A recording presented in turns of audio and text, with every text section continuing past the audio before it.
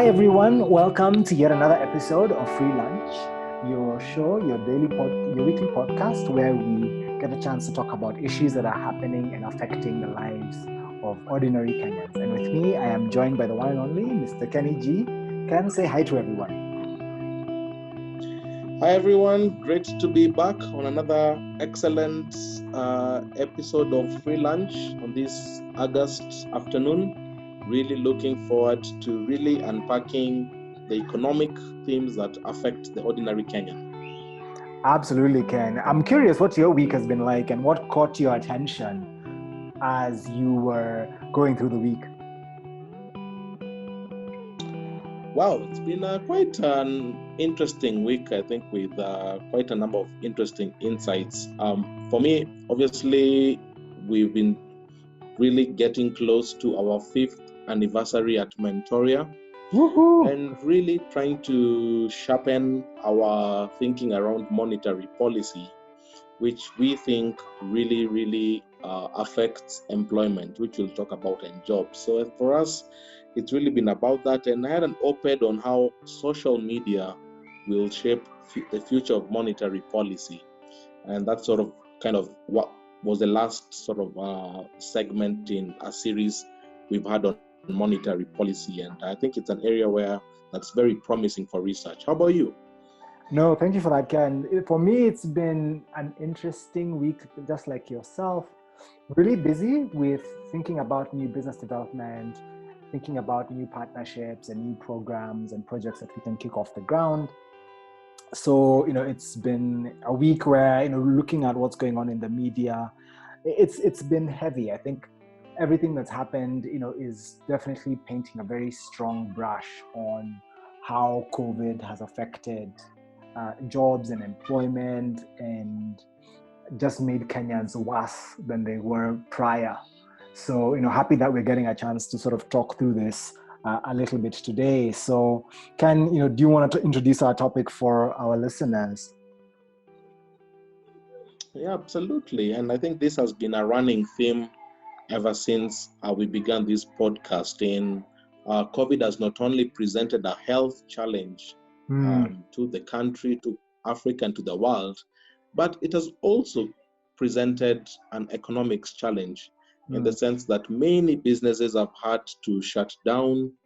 Small businesses, medium, even large corporates have had to shut down. Here in Kenya, we've seen very iconic hotels, very iconic brands really struggling, shutting down and laying off a lot of people. And at the very beginning of this pandemic, we thought this would be a 2 months, 3 months affair. But, we are just negotiating around the corner. It's going to be September soon. And for a lot of people, it's going to be 6 months out of work. And the immense economic pressures that come with not being able to pay rent, not being able to buy food, not being able to buy medicine. I think that is going to have such lasting effects. And I think that's the topic we need to unpack today. No, absolutely. And so if you're just listening in, our topic today is on sort of job losses and the economic fallout from COVID. I know as you were speaking, Ken, it made me think about what I saw in the media this week. About 1 million jobs have been lost in the 5 months or so that we've been trying to save lives and restore livelihoods. 1 million jobs. And, you've talked about some of the affected sectors, like in the hospitality industry. It's so crazy to think 1 million people are out of jobs in 5 months. And like you said, if the crisis persists for another couple of months, we were very wrong in our estimation of just a few months to figure this out. If the crisis continues, then this situation could become completely unsustainable, and it already is. For the millions that you just talked about who are struggling to pay rent, struggling to put food on the table, unable to afford transport. So that also means they're either locked in Nairobi or in other counties, and even can't necessarily go up and about to look for work. And I was also reflecting. Can you believe that 50% of what the government had hoped to rake in terms of tourism is also just completely gone? So about 0.8 billion in revenue is just completely wiped off the table. Like you talked about, a number of hotels have shut down. For example, Intercon and the Serena that sent its staff on unpaid leave, and the Fairmont chain that has closed indefinitely. So it's not been. I think I'm still reeling from those numbers. 1 million jobs. So 1 in 40. If you look at our total population, you think 1 in what would that be? 1 in quick math. 1 in 25 people. Is that right? 25%. So 1 in 4 people are without a job right now. That is crazy.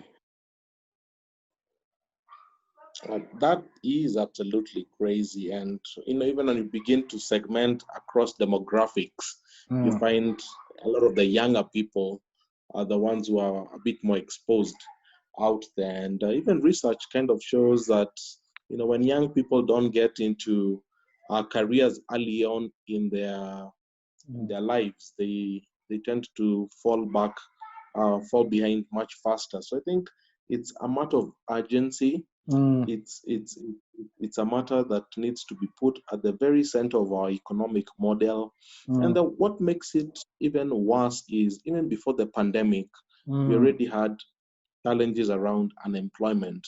And many of the commentary, even before the pandemic, was, how can it be that Kenya is growing at 5% every year, but the number of jobs being created are not sort of like proportionate to that? And there are these phrases of a jobless growth coming up. So I think the one maybe good thing that this might create a sense of urgency. And we might actually have to bring the issue of unemployment at the very, very heart of our model, which I don't think it is in Kenya. And if we can do that, even from a policy perspective, I think that could be one of the maybe positive legacies of this pandemic. Correct. And in the same time, when we were digesting this news of 1 million jobs lost, and I think I even need to stand corrected on that estimation that I put. If you assume our population as per 2018 is 50 million, then the figures become much, much worse. But irrespective of all of that, an additional statistic that came out this week that I found particularly troubling is the idea that about a third of Kenyans are living below the poverty line. So you not only have huge, massive unemployment, but then that's also causing people to fall into poverty. And I just thought of your statement around how this is affecting children. And according to that same statistic, over half of the people who have been declared poor across a whole number of dimensions, so not just income or cash income, but food and other things, malnutrition being considered. Over half of those are children. So you can imagine you have a jobless country, you have children who are more exposed to poverty. That cannot help the country now and into the future. And that's definitely one of the bigger statistics that is emerging. But even on a broader perspective, the World Bank had a report that said in India and in sub-Saharan Africa, we're going to have almost 70 million people. I think that was the number, if I'm correct, who had the risk of falling into poverty. And this is below that $1.90 a day level. So it's definitely I think this has to call for fundamental thinking on our economic model moving forward. How are people going to move forward? I know next year has already been designated by the United Nations as the year of the creative economy. And I feel a lot of the people who maybe might fall off might start getting into what we call the gig economy, the creative economy, and that. But I think the discipline of economics, which you and I sort of subscribe to, we need to have a deeper understanding and a deeper appreciation of the policies that will get us out faster. Correct. And even as you've thought about that, the year of the creators, it's just thought have we developed the behavior change required to survive in that gig economy or in that creative world? Because, I think about creatives now who most of them probably fall into this group of individuals who lost their jobs due to COVID. And I wonder, if you think of gig jobs and you think of maybe uh, e-hailing taxi cab services, or you think of those types of work, is that a sustainable, yes, it keeps people employed, but is it sustainable into the longer term? Is it time to have conversations with e-hailing app companies, for example, if you think of that as one particular route, to say, how do we, now that we know that likely folks will pivot to this type of ways of working, how do we get those same individuals covered either from health insurance or in terms of health insurance or pension or otherwise? Because I think it's also going to require a bit of re-envisioning of the industry, a bit of re-envisioning of how it is we look and think about work, what it means to be employed. And I think certainly a big thing is going to be this issue of working from home. Because I think, if anything, this crisis has taught us that people can be at least as productive, if not more, without having to struggle and cut through traffic. I completely agree. And there will be some transitional in how people enter in some of these economies. But even then, even if somebody wants to enter the gig economy or the creative economy, you still need a bit of capital to be able to do it. If you wanted to be an Uber driver, you might need a bit of capital, maybe to get a loan to buy a car or something like that. If you want to be a DJ, you might need a bit of capital to have your music set. Yeah. And I think for me, that's the fundamental topic which I feel in Kenya we've not really addressed. And that brings me back to really our monetary policy. Are we getting enough liquidity in the system for people to have access to be able to have these things? And one of the things that I've written about very consistently was our monetary policy in Kenya only looks at inflation. Inflation is the only indicator that we take hold of. But if you look at more mature economies, if you look at the US, if you look at New Zealand, they have what is called a dual mandate, where they look at inflation, but they also look at unemployment. And they set explicit targets because they have come to the realization that inflation alone does not operate in a vacuum. It has a trade-off with unemployment, and essentially that's the Phillips curve right there. And the fact that we have not yet gotten there yet, that's a very old concept. I mean, the Phillips curve, I think, was developed in the late 60s, early 70s. The fact that it still hasn't sort of like filtered into our thinking around monetary policy, I think for me, that still worries me a lot. No, you're totally right. I think that we really do need to think about how do we equip these new gig workers with the support that they need to be successful and keep themselves and their families safe and ensure that they're resilient from shocks like this. And it's made me think about, as you were speaking, it made me think about the banks this week. So a number of banks posted their results, and one of the things that I found particularly striking is, somehow banks have been fairly resilient to crises, even when interest rates were capped and other things were going on. Banks still seemed to be making astronomical profits. I think this is the one time where we've seen banks posting up to 25% reductions in total profit because of COVID and having to make adjustments for non-performing loans. But one of the things that I found that I thought was very interesting was what one of the bankers whose results were announced this week said. And before the results actually came out, he had a piece in the paper where he was talking about how for them, they are focusing now less on the bank and more on trying to drive economic recovery. So, and I don't know whether it was just well-managed PR, because the timing was just excellent when he spoke about it, because he painted a portrait of the bank looking and thinking beyond the short-term crisis, thinking about how he's mobilizing the bank's resources, the bank's goodwill to support Kenyans through this difficult time. He also talked about having to forego his company's or his shareholders' dividend payouts so that he'd have more in the kitty to support MSMEs and SMEs that are struggling through the crisis.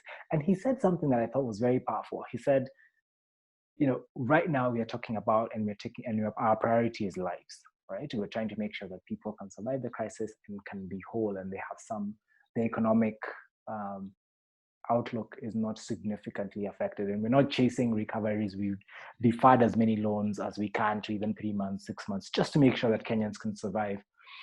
And I thought that was really strong brand leadership, because I wrote an op-ed on the idea of brand resonance. And for me, if I was a bank customer, if I had a loan with that bank, that was a really strong statement around resonance and creating that appreciation that, hey, I'm in a tough time now, my bank cares, my loan has been rescheduled. And then he said, the profits will come, and the profits will come later.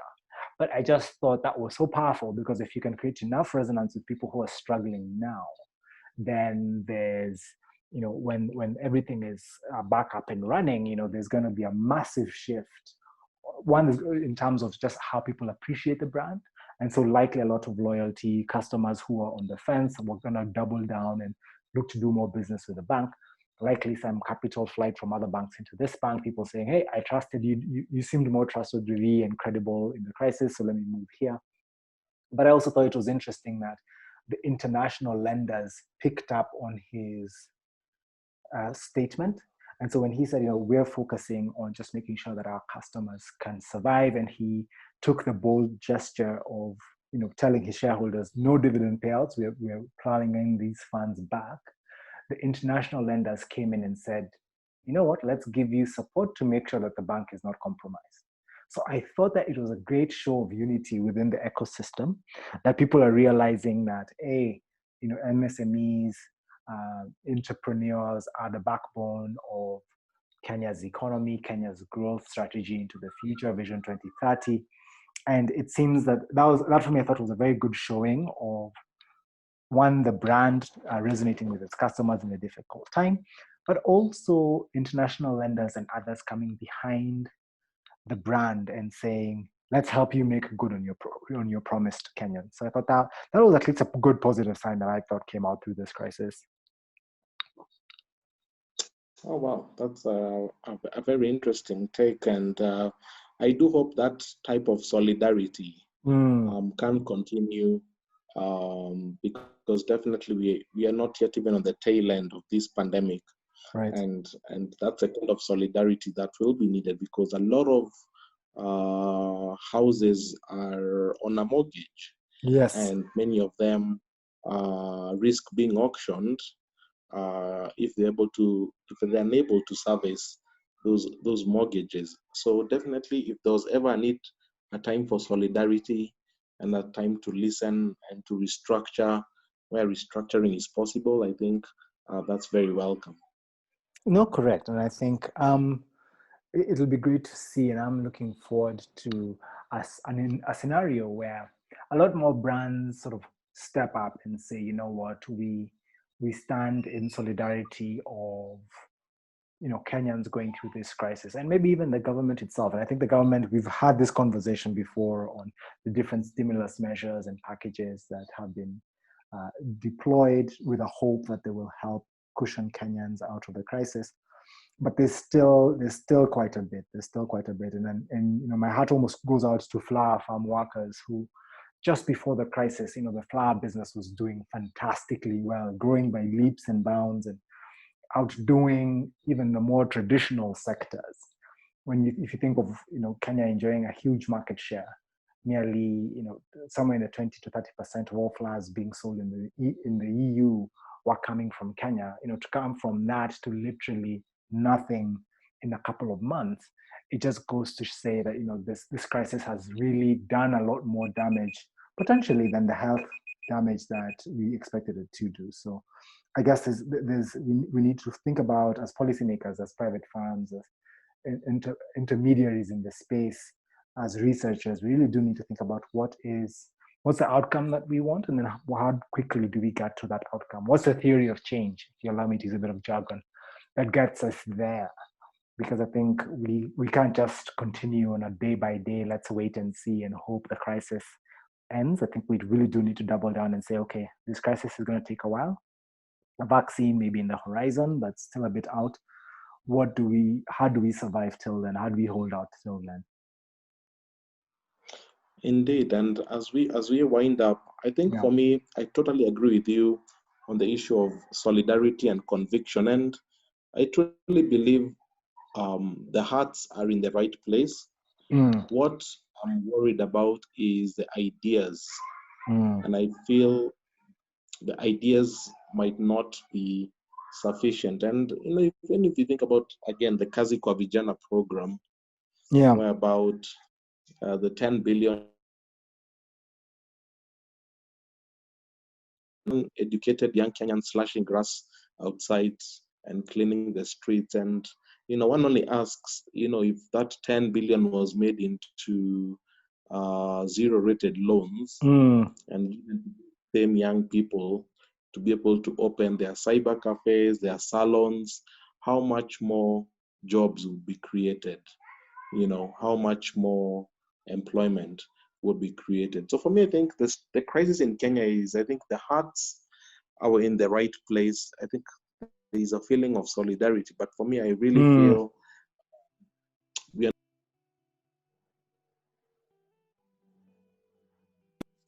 economic is providing to be able to solve these problems. Correct. I envision a scenario, to be very honest with you, where we finally come to a point where we realize COVID was a problem, but then COVID is also a catalyst for us to re-envision, the engagement, the outcome that we want when it comes to employment and eradicating poverty. Because, like what's come out, and you talked about the Uwezo Fund and other things, the hearts of people are in the right place, but I think it's in the execution that we might falter slightly. And of course, any delays in payouts, that was something else that came up this week, when those payouts get delayed, or when KRA refunds also get delayed, that has significant liquidity and employability implications for firms in the country. So I think it's really just putting our action and our effort and energy around solutions that will have quick wins and help drive unemployment out, increase our engagement, and boost productivity, ideally to beyond COVID-19 levels, right? So we've dipped into our reserves if we're going to gallop and get ahead of where we were before the crisis struck, to the best ability that we can. Awesome, great. Well, I think this was a great place. I think this is a good place to leave it there. Yes. What are your final thoughts? Final thoughts, my heart cries out to everyone who's lost a job, who's been unable to work, who's struggling, whose business has been shut down, who's been affected directly or indirectly because of this crisis. And I don't have any good answers, don't have any things to offer, but beyond saying that, if there's light at the end of the tunnel, there's a silver lining to every cloud, and my prayer is that you're able to find and navigate through this crisis and emerge stronger. Yes, indeed. I think for me, as you say, hope is always a driving emotion, and I think we need to really reimagine our economy, imagine our policies, and our solidarity with our brothers and sisters, and really looking for lasting solutions that can really return this country to peace and prosperity.